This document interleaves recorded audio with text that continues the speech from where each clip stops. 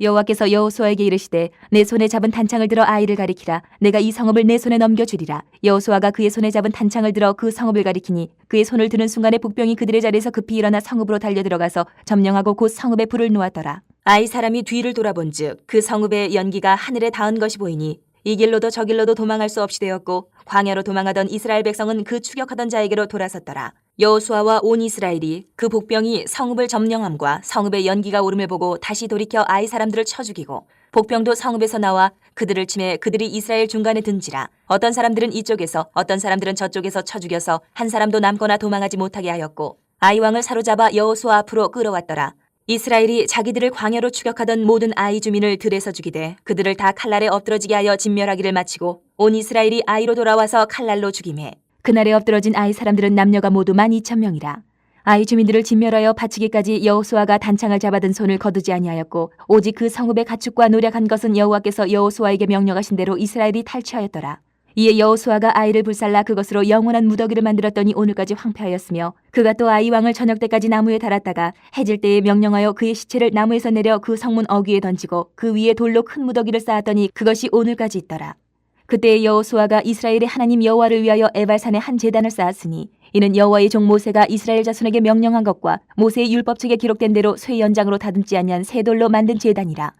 무리가 여호와께 번제물과 화목제물을 그 위에 드렸으며 여호수아가 거기서 모세가 기록한 율법을 이스라엘 자손의 목전에서 그 돌에 기록하매 온 이스라엘과 그 장로들과 관리들과 재판장들과 본토인뿐 아니라 이방인까지 여호와의 언약궤를 맨 레위 사람 제사장들 앞에서 궤의 좌우에 서되 절반은 그리심 산 앞에 절반은 에발 산 앞에 섰으니 이는 전에 여호와의 종 모세가 이스라엘 백성에게 축복하라고 명령한 대로 하니라. 그 후에 여호수아가 율법책에 기록된 모든 것대로 축복과 저주하는 율법의 모든 말씀을 낭독하였으니 모세가 명령한 것은 여호수아가 이스라엘 온 회중과 여자들과 아이와 그들 중에 동행하는 거류민들 앞에서 낭독하지 아니한 말이 하나도 없었더라. 우리가 어려움을 만났을 때 하나님을 찾다가도 일이 잘 풀리면 도리어 하나님을 떠나는 사람들을 많이 봤습니다. 많이 봅니다. 이렇게 되면 이것은요, 이 잘 풀린 일이 성공도 아니고 승리도 안 되는 겁니다. 그러면 오늘 이 아이성의 2차 전투의 모습을 보면서 우리가 묵상하고 교훈받아야 될 것은 진짜 승리는 뭘까? 제대로 된 승리, 진정한 승리는 무엇일까를 우리가 한번 살펴보기를 바랍니다. 먼저 진정한 승리는 20절까지 본문에서 볼 수 있는 것은 말씀을 믿고 최선을 다해서 순종하는 것이 진정한 승리다. 오늘 2차 아이성 전투를 보면 치밀하게 계획을 세우고 그 계획대로 실천하는 이스라엘 군대의 모습을 우리가 볼 수 있습니다. 하나님께서 아이성을 넘겨주셨다, 이제 넘겨주겠다고 하신 그 말씀만 믿고 그냥 대충대충 안이하게 행동한 게 아니에요. 하나님이 아이성을 주시겠다고 말씀한 이후로 오히려 그 승리를 주시겠다는 말씀에 더 철저하게 준비를 하는 모습을 보게 됩니다. 그리고 점령한 후에는 하나님께 온전히 바치는 모습도 볼 수 있어요. 우리는 하나님의 이 구원을 확신하고 하나님의 보호하심, 인도하심을 믿는다고 하면서 정작 아무것도 순종하지 않을 때가 있어요. 나는 구원받은 하나님의 백성이야. 말은 그렇게 하는데 행동은 그렇지 않을 때가 많다는 거죠. 오늘 이스라엘의 아이성 2차 전투를 보십시오. 하나님의 승리를 주시겠다는 말씀을 듣고 가만히 있지를 않아요. 대충 하지를 않아요. 지도자 여호수아부터 시작해서 모범을 보이고 철저하게 말씀대로 전략을 세우고 군사들은 그 명령대로 전력 투구를 합니다. 허투루 하는 게 하나도 없어요. 그래서 승리를 한 거예요. 우리도 하나님이 주신 말씀을 듣고 믿고 최선을 다해서 순종할 때 진짜 승리를 거둘 수가 있다. 그리고 오늘 이 2차 아이성 전투에서 우리는 또 한 가지 교훈이 이스라엘 백성과 아이성의 백성이 우리에게 같은 내용의 교훈을 주는 것을 발견할 수 있어요. 그게 뭐냐면 승리에 도취돼서 방심하면 결국 패한다. 여리고성의 큰 대승 이후에 이스라엘 백성이 방심하다가 그랬고 1차 아이성 전투에서 이스라엘을 이겼던 아이성의 사람들이 그랬습니다. 방심해서 패했어요. 승리했다고 방심하거나 이번에도 똑같을 거야 라고 똑같은 전력으로 나갔다가는 패하는 거예요. 자신들이 승리할 줄 알고 이스라엘 군대를 그냥 가볍게 쫓아갔던 아이의 군사들은요, 앞뒤로 포위당해서 전멸을 당했습니다. 우리 성공에 교만하거나 방심하지 맙시다. 그래서 자기의 경험, 자기가 알고 있는 어떤 지식이 있는 것만으로 이것쯤이야 하고 상황을 해석하고 행동했다가는 오류를 범하게 돼요. 어떤 상황에서든지 주님의 말씀에 나를 비춰보고 겸손하게 행해야 됩니다. 그래야 실패하지 않고 승리할 수 있다. 그리고 진짜 승리는 하나님의 말씀을 잊지 말아야 진짜 승리를 할 수 있습니다. 이스라엘 백성은 여리고의 대승 이후에 불순종하고 방심한 결과로 작은 아이성 전투에서 패했습니다. 그런데 2차 아이성 전투에서는 철저한 모습을 보였습니다. 오늘 그 모습을 지도자인 여호수아에게서부터 우리는 발견해요. 아이성이 온전히 하나님 앞에 다 함락되고 바쳐지기까지 하나님이 말씀하신 대로 단창을 잡은 손을 들고 있는 손을 거두지를 않았어요. 그대로 끝까지 들고 있습니다. 대충 다 이겼겠거니 하고 그냥 자기가 혼자 내린 게 아니에요. 끝까지 들고 있습니다. 하나님의 그 모세를 이끄셨던 하나님의 모습을 기억한 거예요.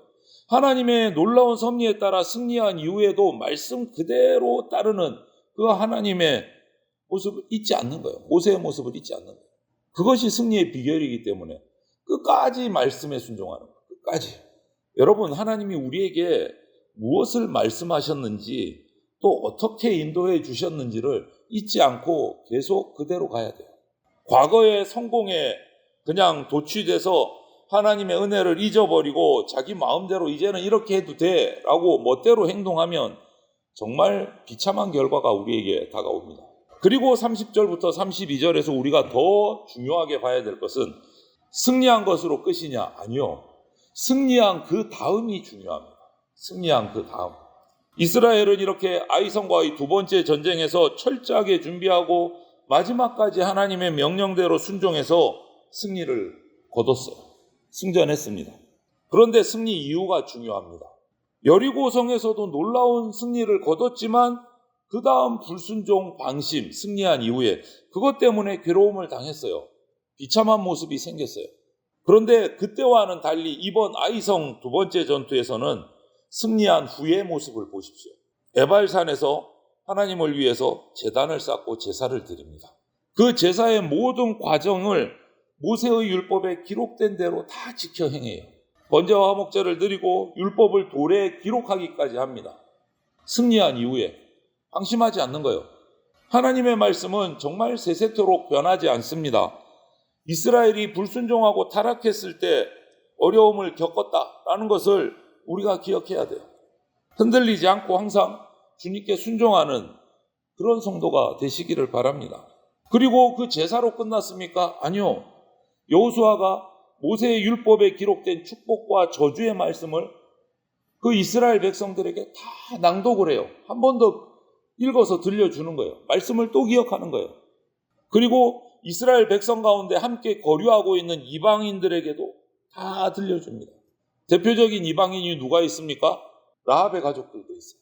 이렇게 말씀을 따라 제사를 드리고 말씀을 기록하고 읽어서 들려주는 이유가 뭘까요? 여리고성 전투를 통해서 아이성의 1차 전쟁의 패배를 통해서 공동체 가운데 있는 한 사람의 불순종이 이스라엘 공동체 전체에 얼마나 큰 고통을 줬는가를 잊지 않게 하기 위해. 여러분, 하나님의 백성이라면 누구나 자기 생각을 내려놓아야 됩니다. 하나님 말씀에 따라 생각하고 말하고 행동해야 돼요. 어느 계명 하나도 무시해서는 안 되는 겁니다.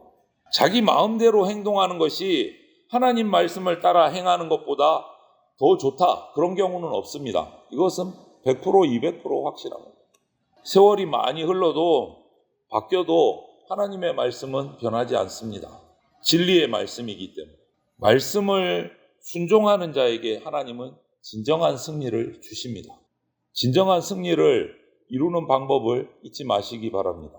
주님의 말씀을 잊지 않고 끝까지 준행하고 거룩함을 잃지 않을 때 하나님이 우리에게 제대로 된 진짜 승리를 허락하신다. 하나님이 주시는 이런 승리의 복을 경험하는 길은 언약의 말씀을 철저하게 지키는 겁니다. 더 정확히 말하면 언약의 말씀대로 사는 것 그 자체가 복입니다. 말씀대로 사는 것 그 자체가.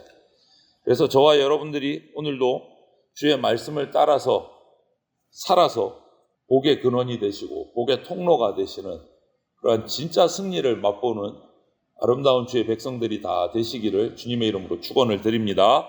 아멘.